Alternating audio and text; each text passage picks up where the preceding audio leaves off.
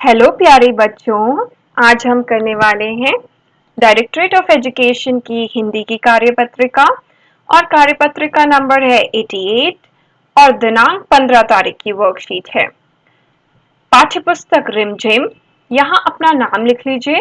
कक्षा 4 की वर्कशीट है और यहाँ शिक्षक व शिक्षिका का नाम। तो चलिए शुरू करते हैं। नीचे दी गई कविता को हाव भाव के साथ पढ़िए। आपको इसे हाव भाव के साथ पढ़ना है। आओ सीखें हम, आओ सीखें हम, मतलब आइए सीखते हैं साथ में।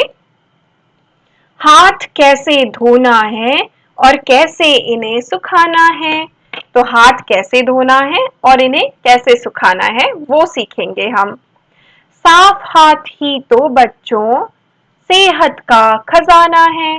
तो जो हमारे साफ हाथ है वो क्या है? हमारे सेहत का खजाना है। अगर हाथ साफ नहीं होंगे तो सेहत भी खराब हो जाएगी, तबीयत खराब हो जाएगी, क्योंकि कीटाणु पेट में चले जाएंगे। हाथों को धोकर कीटाणुओं को दूर भगाना है। तो हाथों को धोकर क्या करना है? कीटाणुओं को दूर भगाना है। हाथों के आगे और पीछे, उंगलियों के बीचों बीच। तो हाथों के आगे पीछे धोना है अच्छे से और उंगलियों के बीचों बीच। नाखूनों पर भी लगाएं साबुन, ले हाथों को पानी से सींच। तो नाखूनों पर भी क्या करना है? अच्छे से साबुन लगाना है और हाथों में बीच बीच में पानी लगाकर उसे अच्छे से रगड़ते रहना है। 20 क्षण तक रगड़ते हुए यही गाना गाना है। तो 20 सेकंड तक आप अपने हाथों को ऐसे ही रगड़ते रहेंगे और यही गाना गुनगुनाते रहेंगे। फिर पानी से धोकर हाथ साफ तौलिए से इन्हें सुखाना है। तो आपने अच्छे से फिर पानी से धो लेने हैं और साफ तौलिए से अपने हाथों को सुखा लेना है। सीख गए अब हम, हाथ धोएंगे हम। अब सीख गए हम, तो अब क्या करेंगे? अच्छे से जाकर हाथ धो लेंगे। तो बच्चों यहाँ स्टेप्स दिए हुए हैं, मैं आपको दिखा देती हूँ एक बार। सबसे पहले पानी से अपने हाथों को गीला करना है, फिर साबुन डालना है हाथों में, आगे पीछे रगड़ना है, उंगलियों के बीच में और नाखूनों को रगड़ना है, फिर पानी से अच्छे से धोना है और आखिरी में तौलिए से, साफ तौलिए से पोंछ लेना है। तो ये हो गई आपकी कविता। अगला प्रश्न, दिए गए वर्ग में हाथ धोने से संबंधित कुछ शब्द छिपे हुए हैं, जैसे साबुन। ऐसे और शब्द ढूंढकर लिखिए। तो जो ये पजल दी है इसमें कुछ हाथ धोने से संबंधित शब्द हैं, हमें उन्हें ढूंढना है और यहाँ लिखना है। तो चलिए हम साथ में ढूंढ लेते हैं। पीले वाले से ही ढूंढती हूँ, मैं पीला रंग का इस्तेमाल करती हूँ। पहला देखिए, पानी। हाथ किससे धोते हैं हम? पानी से। तो मैं साथ में लिखती भी रहती हूँ, पा नी। फिर अगला देखेंगे, अगला देखिए, उंगली। अपनी उंगलियां भी धोनी है ना हमें, सिर्फ हाथ ही हाथ नहीं धोने, अच्छे से उंगलियों के बीच में भी रगड़ना है। तो ये हो गया उंगली। ठीक है, अगला, फिर अगला है तौलिया। हमें किससे साफ करने हैं? अपने हाथों को पोंछना है अच्छे से, तौलिया से पोंछना है। तो बच्चों आइए यहाँ पे लिख लेते हैं, तो लिया, लिया, तौलिया। ठीक है, अगला, इसके बाद है हथेली। देखिए, हथेली।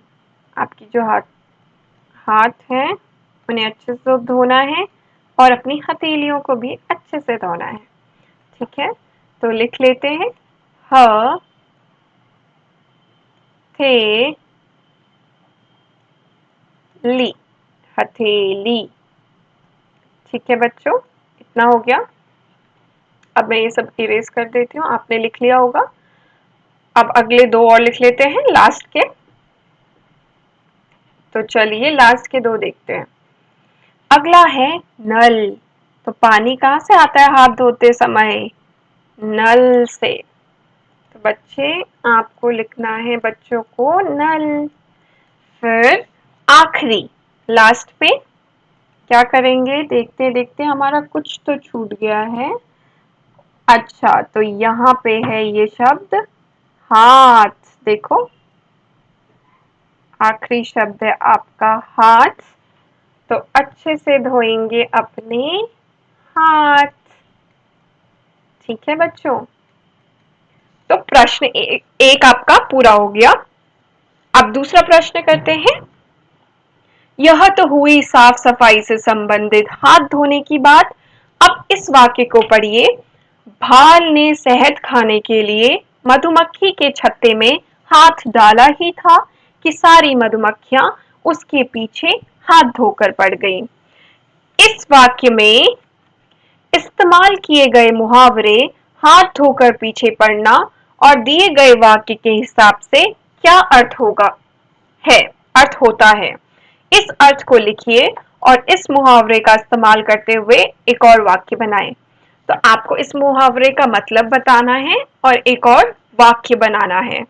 तो उसके पीछे हाथ धोकर पड़ गई का मतलब है किसी के पीछे कारणवश पड़ जाना। मतलब आप किसी के पीछे जब पड़ जाते हो ना, कारणवश मतलब किसी रीजन से।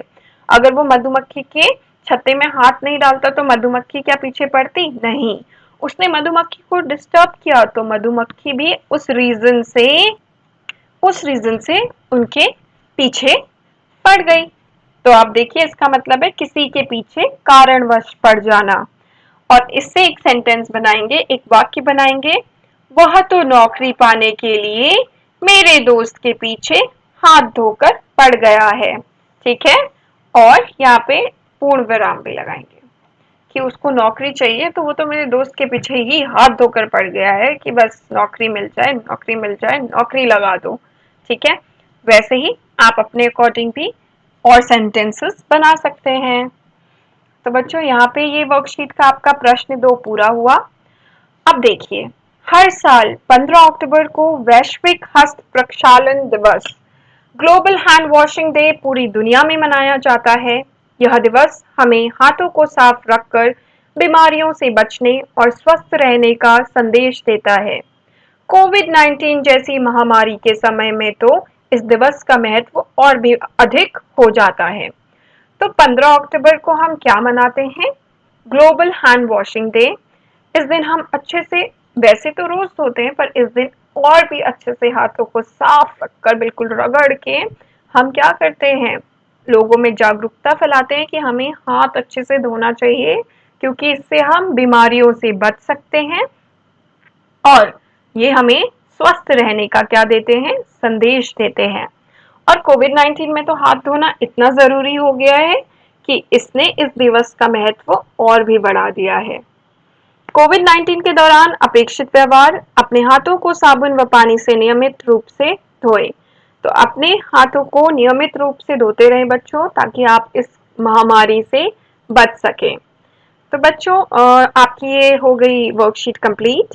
अगर आपको वीडियो पसंद आई तो चैनल सब्सक्राइब कर लीजिए ताकि आपकी अगली वर्कशीट मिस ना हो। बाय बच्चों।